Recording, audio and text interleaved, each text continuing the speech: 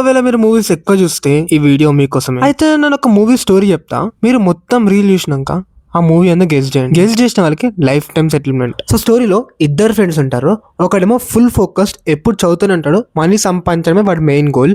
And ఇంకోడేమో full chill ఉంటాడు, అంటే వాడికి ఏదనిపిస్తే అదే చేస్తాడు. సో వీళ్ళిద్దరు ఒక సాధువుని కలుస్తారు. సో ఆ సాధువు ఏం చెప్తారంటే, ఒక ప్లేస్ ఉంటది, ఆ ప్లేస్ కి ఎవ్వరు వెళ్ళలేరు, that is Dudh Sagar. So ఈ జోష్ ఫ్రెండ్ అయితే ఫిక్స్ అయిపోతాడు, నెట్ తిరిగి మా దోస్తు అంతో ఈ ప్లేస్ కి అయితే కంపల్సరీ పోవాలి అని. సో కట్ చేస్తే ఆఫ్టర్ 15 years వీళ్ళిద్దరు కలుస్తారు.